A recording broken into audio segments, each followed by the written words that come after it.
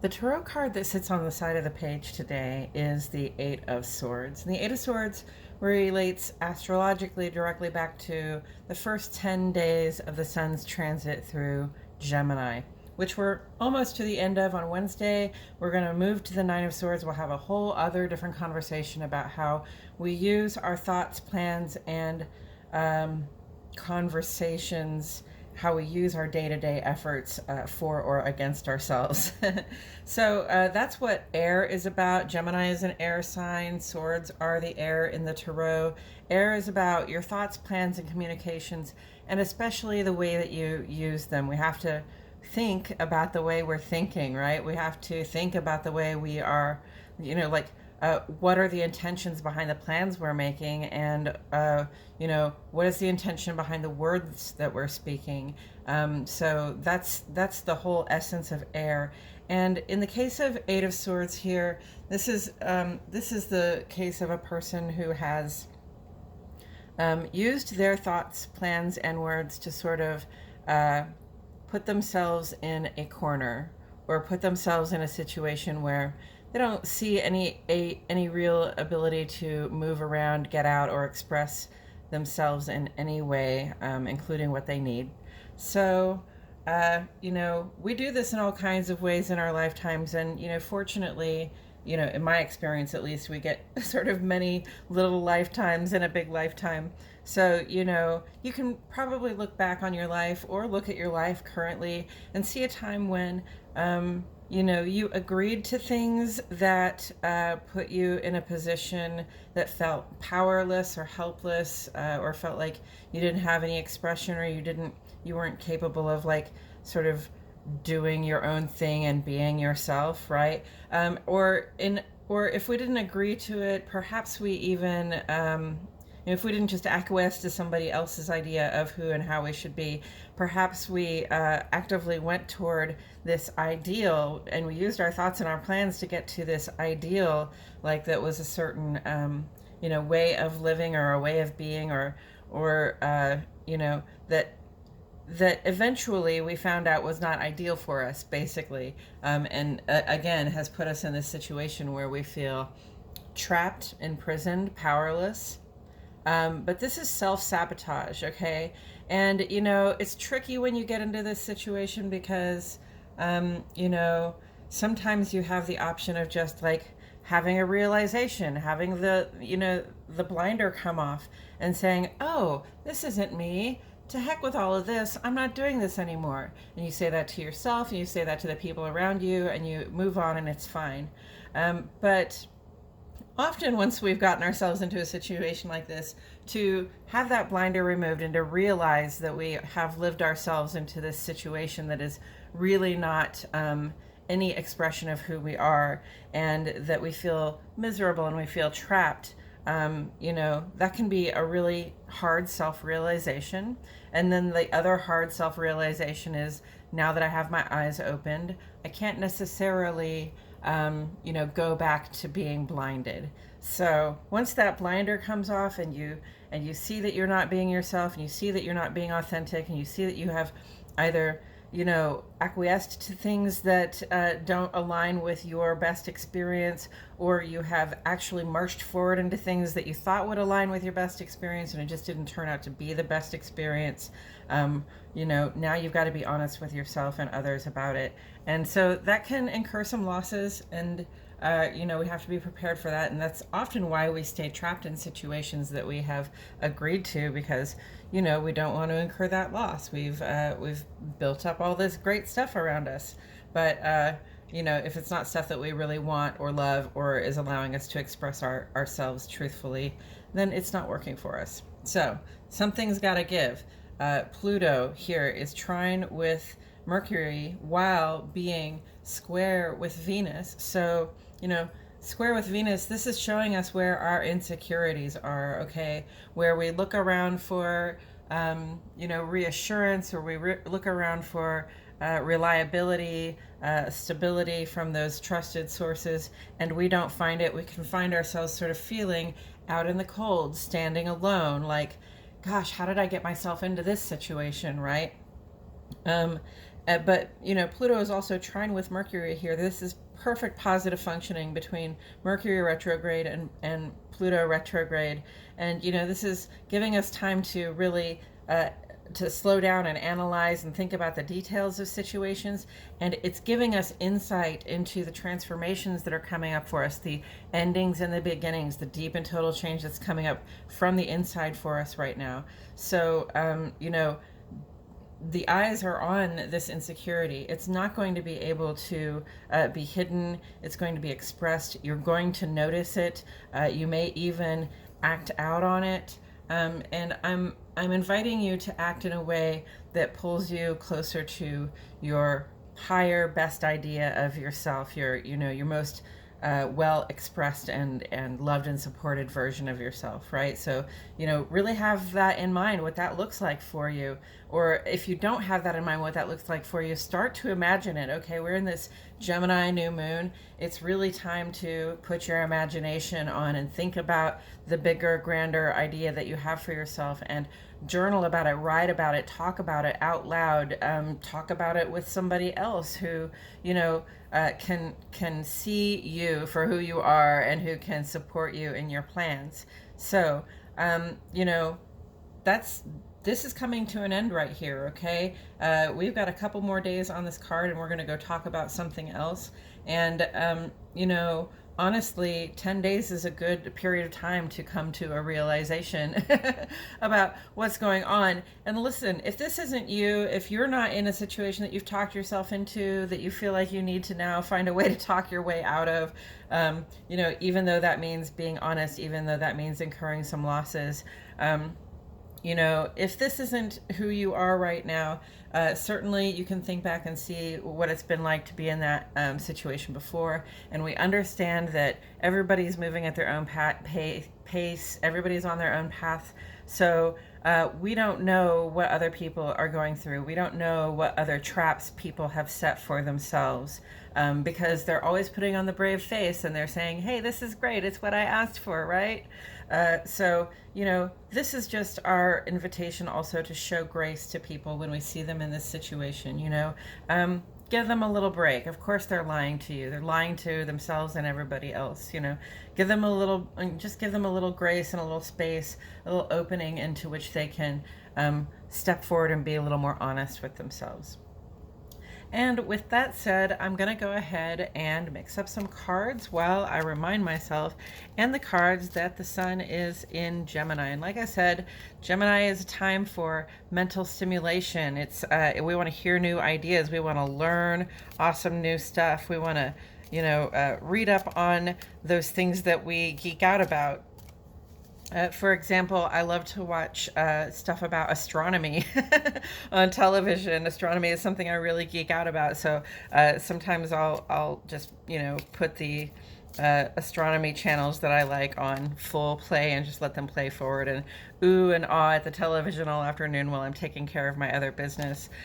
So really let your mind be drawn to whatever turns you on, whatever your passion is pulling you toward at this time, because our attention goes, our good luck right now flows where our attention goes, right? So if you're dreaming, I guess I would say reach for the stars. That's kind of cheesy, isn't it?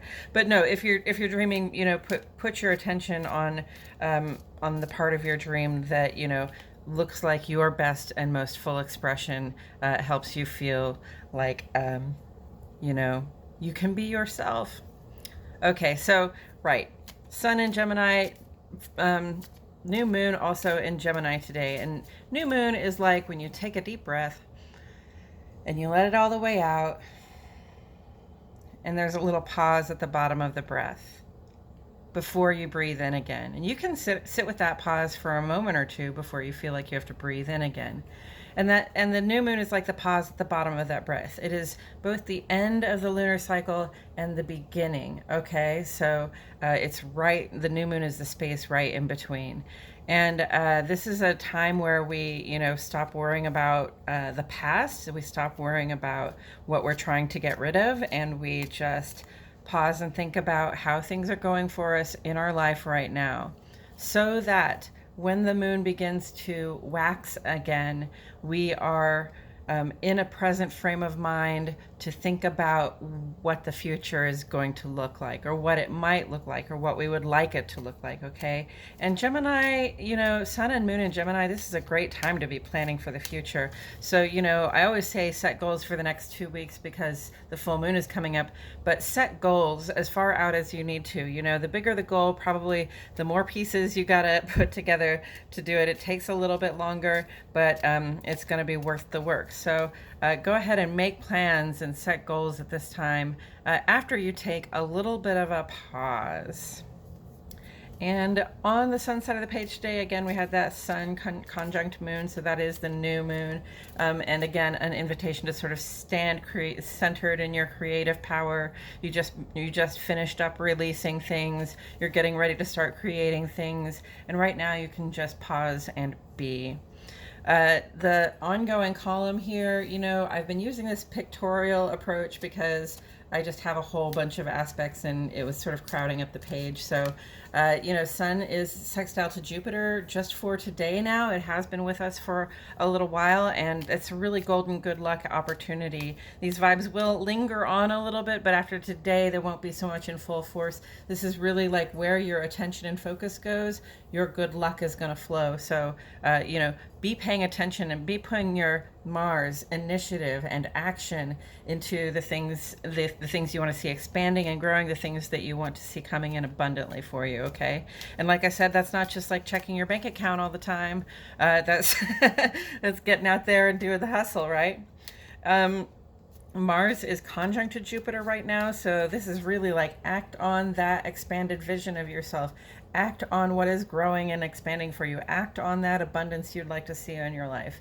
Mars is also sextile to Pluto, is saying act on what's coming up from your gut. So you have this direct line from your instinct to your future if you only act, right?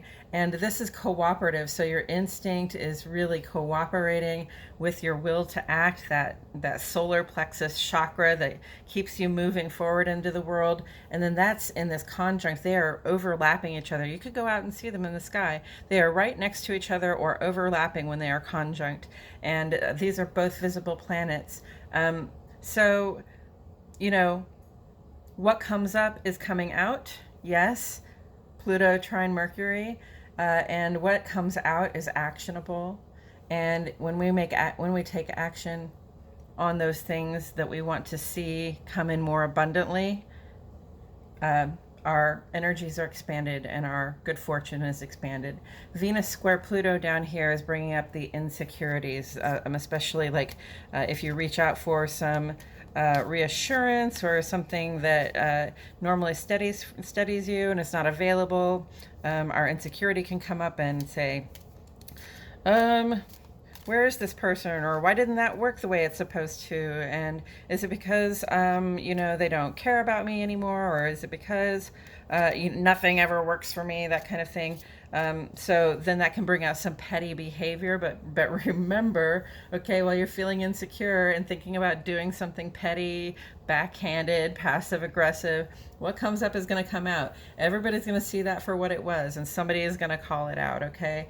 And what comes up is actionable right now, and it expands in your life. So do you want to expand, this insight, this positive functioning vibration between Mercury and Pluto here, our ability to analyze what is coming up from the gut so that we can take action on it, and see that action expanded in the world, see that healing expanded in the world, that vision, that insight? Or do you want to take your insecurity and take action on that and see it expanded in the world? Wow, I mean, that's a pretty clear choice to me. I'm going to go with insight every time. I am petty. Everybody is. I have petty times and moments, but I'm not going to stay petty, and I'm not going to be petty consciously on purpose most of the time. Okay, so here's a card. We have the Queen of Pentacles. And Queen of Pentacles always reminds me kind of a pregnant person. Queen of Pentacles is the person who nurtures the egg or the seed packet, the germination of physical resources. Okay, Pentacles is about physical resources. It's about your health and wealth, and especially your finances, right? So this is a time when we pay close attention to what our physical resources are for the moment, and especially that sort of nest egg, that tiny little thing that we're trying to nurture into something larger, so that it will have uh, money, pentacle value for us, then, or just physical value for us. um, you know it requires a lot of attention. It requires nurturing. You have to study how to nurture it and grow it, right? You have to know when you plant a seed or a bulb that it needs proper soil, and it needs water, and it's going to need some sunlight, but not too much sunlight, but not too little sunlight, not too little water or too much water, right? So there's a wisdom that comes in around how to nurture things into being. And that can be like, what's coming up for me is, perhaps there's something you have tried to nurture into being and it didn't work out for you, right? Like, I thought this was going to be ideal and it turned out to be miserable for me, and I need to get out of it, right? But often we continue on with our plans because this is what we said we were going to do, and we have to see it through to the very end. We have to keep trying no matter what, right? Even if you're at a point where you're miserable and you know that the only way to get happier is to walk off and try the next thing, right? So, I can see that being a case, and it's another thing that happens over our lifetimes where we try to nurture something into a fullness, and for one reason or another it doesn't work out for us, and we have to start over and nurture something else, toward fullness. And for one reason or another that might not work out, and it's disappointing. We have to take the blinder off. We have to tell ourselves the truth, and we have to keep moving on, right? So the Queen of Pentacles is somebody who has some experience with these things, who has done it well. And this says, you've had experiences like this before. If you're in that Eight of Swords sort of frame, you've had experiences like this before. You have been to this place before, maybe not exactly in this way, but you know how it feels. And honestly, if you have anxiety, you're probably being reminded of that time before again and again while you're going through your current one. But with maturity and with experience, things don't always have to work out the same way, okay? Like, we can look back and say, oh, well, I obviously gave that plant too much sun, so I'm going to make sure the next time I pull that particular kind of plant back into the shade a little bit. So we have to make adjustments. This is how we grow, and this is how we learn to nurture things into their fullness. She has that wing of Mercury on top of her head, and that speaks to me to like Mercury, the conversation that has to be had. She's got an internal conversation with herself, between herself and the thing that she's trying to nurture, the pentacles, the physical resources that she's trying to nurture into being, okay? It's not just knowing what to do, but it's knowing how to watch the thing grow and seeing what it needs and giving it to the seed, right? Or the egg, whatever it is. That's allegorical, of course, for whatever it is that pentacles wise, physically, you're trying to manifest in the world. And, there's also a great deal of intuition and instinct that goes into nurturing things. So that means, just use the example of the plant that you have in the soil that you're trying to grow into fullness. Having that conversation with that plant, okay, paying attention to what that plant is going to, and then sort of listening to your own impulses as to what to do for it now. Like, oh, it's looking a little dry. I think I should go ahead and water it. Well, I don't understand what this leaf color means, but maybe I need to move it out of the sun, that kind of thing. So, trusting what is coming up for you as you engage with the thing that you are focused on growing. Being engaged in that conversation with yourself and with the thing you're trying to focus on growing. That's very important. And I believe that's all I had to say about it today, friends. Thank you so much for tuning in. My name is Melrose, and I will see you all back here tomorrow for more Astrology Today and Tarot with Melrose.